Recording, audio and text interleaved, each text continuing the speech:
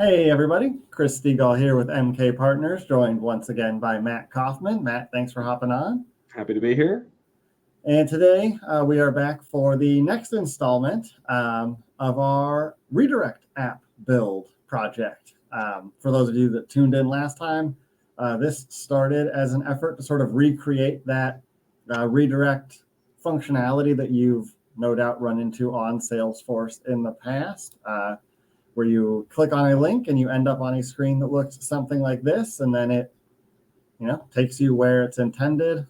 This is something that we needed for a variety of reasons. If you're curious about them, watch the previous video. But if you want to see what resulted from the efforts of that video, stay tuned right here. And Matt, I think you've made some progress on the tool. Yeah, I have. We have a Salesforce logo on the screen.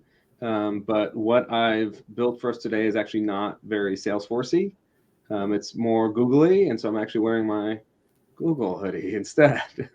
Or maybe I should put on one of my Google hats. Yeah. This was the Shrink app that we have seen a lot, sfdc.co. And then at the top, you get this some type of short code, short URL that corresponds to a longer one. And you and I had talked about it in the last video, and I was like, well, I think I can build this because although I spend a lot of time working in Salesforce, I also spend a lot of time working in Google Cloud Platform. And so I kind of, turned off the phone, moved over all the distractions, and said, let me see what I can get done in about an hour or so. In the end, I spent a little more because I added some nice to have features, but it really was not that long. Last time we looked at the code behind the scenes for the page that Salesforce currently has, and we saw that there really was not much to it. We have some HTML here. I think it was about 100 lines. We had some JavaScript. It was also about 100 lines. And there's some server-side code that we don't get to see. That's what translates the little short URL at the top into the long URL. We don't see that. That's on the server side. But even that is not, really that hard of a concept. If you think about it, we're just doing a map, translating one thing to another. And so I started off by setting up an Express app. So I built a Node app, which is JavaScript. When I first started, I was like, well, maybe I will. Let's close some of this stuff here. Maybe I'll just have a hard-coded map, and that's essentially what we assume is behind the scenes of the real app, something that translates a short code into a long URL. And the code to use that would be something like this. I set a default value because it's always safe, and a good practice to have a default value just in case. And then we'd look at the URL, at the parameters in the URL to basically get that short code. In this case, it's actually, this is how Express handles it. So it comes in through as a param, even though it's not really a param. And then I was just going to say, if the map up here has the word that I'm looking for, in this case, let's say Google, go ahead and set the new URL to the value and then redirect to it. So very simple, right? Not much code. Now, this wouldn't take into account having a screen that looks like this. It would just immediately redirect you. Right. And I got that working very quickly because obviously there's not much code involved with that. And then I started thinking, well, okay, I'm done, but this is actually kind of interesting. What if I wanted to do some other stuff? So I'm going to comment this out, and we'll come and look at the second version that I was working on. Oh, let me fix that. And so the second version, I was like, well, what if I sometimes want to redirect immediately, but other times I want to show the little screen that says, oh, you've got a countdown and 5, 4, 3, 2, 1 type of thing. I said, okay, well, all I have to do is add an additional attribute to this map. And that attribute would be like show countdown, right? Something simple. And if it's true, we'll go ahead and display a page. And if it's false, we'll still do that same redirect. And so I built that. And I was like, oh, this is kind of cool. And then I was like, well, wait a minute. I think I could do even more with this. I also kind of got tired of the idea of like, oh, I'm going to have to maintain this map. I could just see people coming to me all the time asking for changes, and I'd have to do a deployment every time. And I didn't like that. So let's see what this version was here. This one actually might be the same. Oh, no, I remember. Okay. So then I was like, well, maybe I should get the data from somewhere. This is actually not the example. So I started to work on this concept of, okay, a record that we can store in a database. This is not actually it. But what I'm going to do is just kind of jump down. You can see, so I wrote this little function here, get URL from DB. Now, I took a shortcut, a huge shortcut. And so that's why I was able to do this so quickly. I work with Google Cloud Platform a lot. I already had some JavaScript that I wrote once before to interact with the database. And the database in particular that I usually interact with is called Firestore. And so you can see here, if we look, there's a db.js file. And I can come down and scroll down here, and you can see I have this read document function already there. I have a write document, and I have some other stuff in here too. And this allowed me to very quickly interact with the database because I already had the code. It's code that I've written before. So I didn't cheat and steal from somebody else, but it allowed me to kind of fast forward in this development process because I have this helper library that just lets me read and write. And so I wanted to write something that would not only read this database, but also increment it. So I could keep track of how many times someone went to the short URL. And so that's what I have here, read and increment link. If we come back to the top, here it is right here. So we're getting data from the database, and then I'm doing an update where I'm incrementing this field called visits. And then assuming that the document actually existed, so the record existed, I return the record right there. You don't need to really worry too much about this. This is specific to Firestore. If we were to use a different database, the code would be different. But I'm wearing my Google sweatshirt. So today we're working with Google Cloud Platform and Firestore. And so this get URL from DB was kind of where I landed. I was like, okay, let me, instead of having to hard code all these mappings, which I could see in my mind growing and growing forever, let's store that in a database. And that allows us to have more functionality too, like keeping track of the visits and even some other stuff that I decided to build in too. You can see here, I was like, well, what if the length of the countdown should be different? Like, what if I want certain URLs to be longer and others to be shorter? I set the default to 5, but we can do that. And then I was like, well, what if we create a link for customers of Mambo Merge who want to go link to our support site?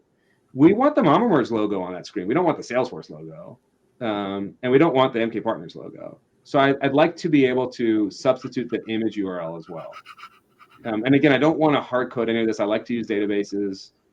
So I went ahead, and this is the Firestore database available on the Google Cloud Platform. It's a real-time database. If you're not familiar with it, I recommend it. I use it a lot. And what I've done here is I created a collection, which is kind of like an array or a list, although it's also kind of like an object, of links. I called it links. And in it, I started to create my documents, which are like my objects for each short code. And so here I have one called Goog. I have one called Mambo, MKP, YouTube, and we'll go ahead and create a new one even on this call. Now, I don't have an interface to create this. So ideally, I would create some type of user interface to populate this database because it would be much more user-friendly, and it would guarantee consistency. If I make a typo here, the app won't work. But you can see for Mambo, we have a countdown of 50, an image URL that corresponds to the Mambo Merge logo on our website. Here's the short code, Mambo, and the full URL that I want to go to, as well as the number of visits that we've had so far. And I'm going to go ahead and just get this back down to 0. We'll update that. And now we'll test it out. So I've actually already deployed this. So not only is the database live, but this URL shortener is live too. So I'm going to go ahead to my new URL that I've created called go.mkp.dev. And I'm going to put in the shortcode of Mambo. And we'll see here it's ticking away. Now, while it's ticking, I'm going to come back here, and we can see that the visits is 1 already. Yes. And if I were to do it again and do it quickly, we'll see the visits of 2, right? I'm doing that fast enough that I'm probably not making that change myself. It actually is the code. Now the countdown is 50. That's kind of long. What if I want to make it down to 24 or some random number? I can come here and refresh, and now it's 24. Nice. And the logo is the Mama Merge logo. Now, let's say I don't want to see the Mama Merge logo. I want to see the MK Partners logo. Well, that went right away. And it went right away because I don't have a countdown. So if I want to change that, I can put in a countdown. And this, again, is why having a UI, user interface, is such a good thing, because if I spell countdown wrong or if I capitalize something, it's not going to work. But we're going to go ahead and put in a countdown there. You can see it's there now. It's a countdown of 6. I'm going to go ahead and do it one more time, go.mkp.dev. And instead of doing Mambo, we'll do MKP. And now we have that, and it's counting down. Nice. Yeah. So like I said, it is about an hour, maybe 2 hours with all the extra stuff. But again, I've been doing this stuff for a long time. And I was able to take a shortcut by using some of the code that was already out there that we looked at last time. And then another shortcut by using existing code that I had too. Yeah. And I think I know the answer to this, but the count is specific to the link, which is almost like the record. So like if I had if I had Mambo and /mm and they both point at mambomerge.com, it's only going to count the visits on Mambo when I do Mambo. Right. It's not going to add them to all destination URLs that match. Right. Yeah, exactly. So we could actually do another document. I'll go ahead and do one now. So let's say, Cactus Force is coming up soon, right? Yeah. So we might want to do something like this, Cactus Force 24. And the URL could still be something at Mama Merge, right? Yeah. And let's go ahead and do a countdown just so that we can see it. And we'll say 10. I think countdown needs to be a number too. Oh, you're right. Number. Thank you so much. 10. And let's leave the logo the same. We'll just do that. Okay. So I'll take that. Let me just refresh this. See if I can get it to show up.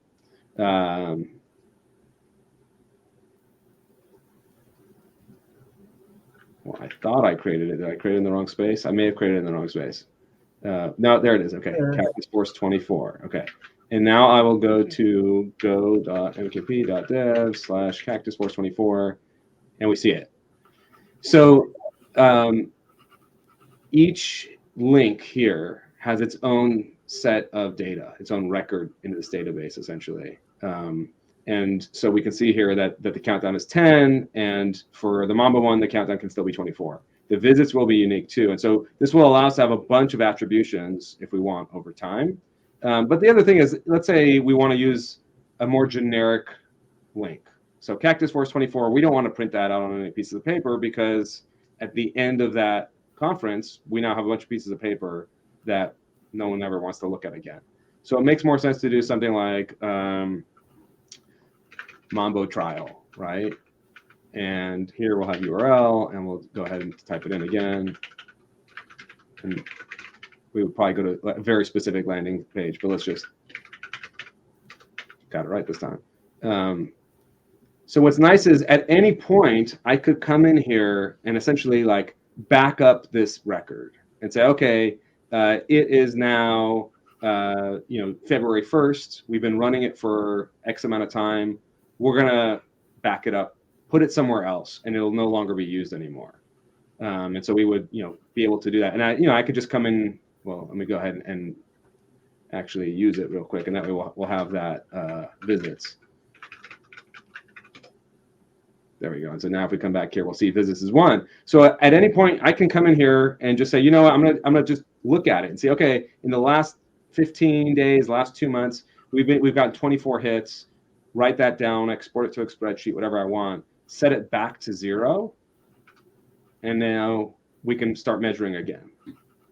And if I went ahead and built a UI for this, which I may end up doing, we could have that do it automatically.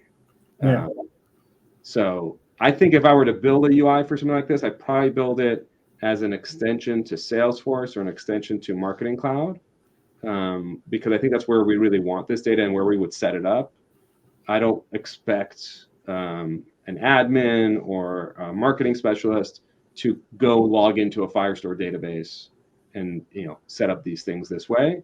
But luckily, there's an easy API that's built into the Firestore product, which is how I'm writing to it and reading from it already. So I could easily extend this code here to maybe have some hidden feature that writes to it. Or like I said, we could do it from Salesforce or even Marketing Cloud. And then maybe even pull in the results back into Salesforce, like on a campaign, or in Marketing Cloud in a data extension. Yeah. Yeah, because I was going to say the same way that you like increment the visit record from here, you probably also could say, if it's the end of the month, grab the total number of visits, put that somewhere, and then reset to 0 and just automate that too. Yeah, and I didn't want to store too much data in here, but technically I could have added a whole nother, like a collection basically as a child of this. So for instance, I could do here, we could do dates, and then we would put in a date, something like that, right?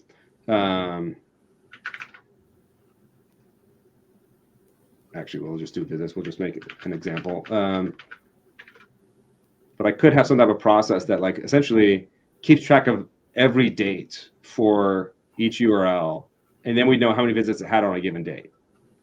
And we could do something like that. Or if we pass in other pieces of data, so it's like slash Mambo trial question mark, which is how we pass in parameters, and some type of attribution code, we could do that too. I mean, there's all sorts of stuff that we could kind of build more and more functionality on this if we wanted to. So we may end up doing more videos on this in the future. Yeah. I mean, it's pretty like impressive, especially for, and I know you said you had done some stuff in the past that like made this possible, but yeah, this is way more than we had, before. Last video when we were, functionality that's been missing in Marketing Cloud for, like, it's been on the idea exchange for a long time to be like, where's our custom redirects? We fell in love with them in Pardot. Why are they missing? Yeah. And I the more I work with Marketing Cloud, the more I'm impressed with it as a platform, because there's so much you can do with it.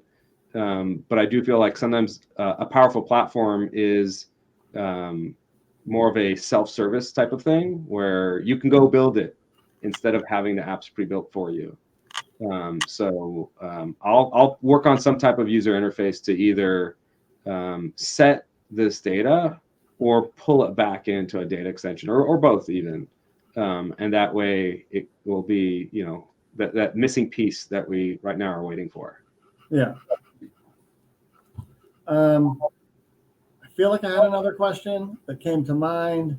It wasn't about Marketing Cloud. I don't know. It'll come up as soon as we end this recording. I will ask you offline. I will put it in the description of the video. Right. Well, and if anyone else has questions, they can also ask in the comments. Yeah. Like I said, I could see us doing at least one, if not a couple more videos on this. I'll work on connecting this to Salesforce in some way, either campaigns or Marketing Cloud, or maybe both. And then we'll see. I mean, another idea that you and I had discussed prior to the call was, what if instead of just having that URL, what if this was actually a form and it was a gate that someone had to fill out the form in order to move on?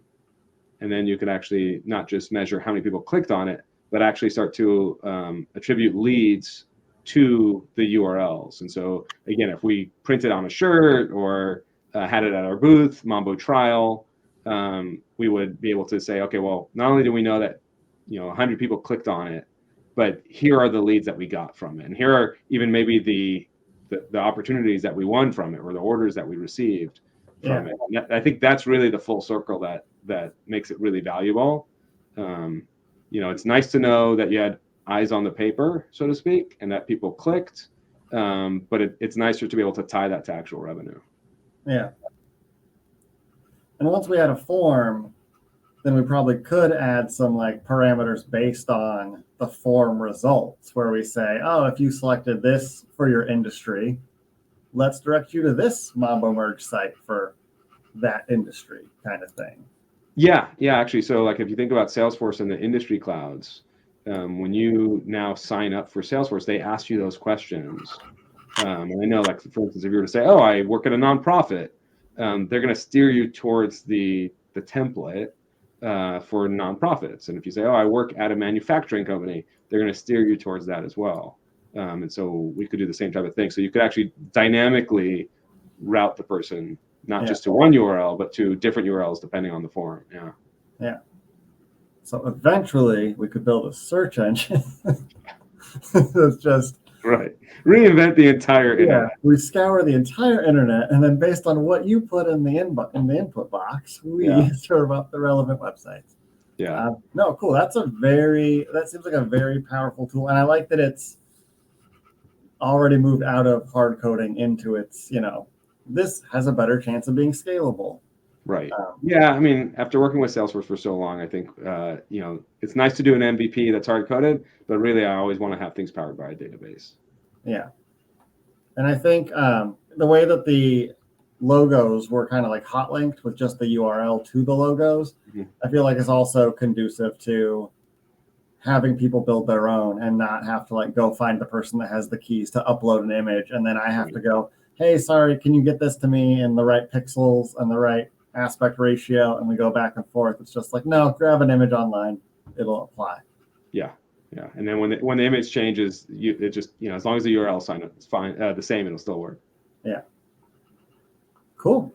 Well, thank you again, Matt, for building that and walking us through it. And, putting it together in a way that was kind of like fun to follow along with like the iterations commented out as opposed to just the finished product. Thank you, of course, everybody for watching. Please do be sure to like and subscribe to the video here. And as Matt said, if you have questions, comments, ideas for future developments, please leave those in the comments as well, because that is a great way for us to get ideas about what you're interested in hearing about. Of course, until next time, stay tuned here. We'll be back with more Salesforce news, app ideas, updates in the world of tech, and just fun problems that we feel like solving. And we'll see you next time. Thanks again, everybody. Thanks.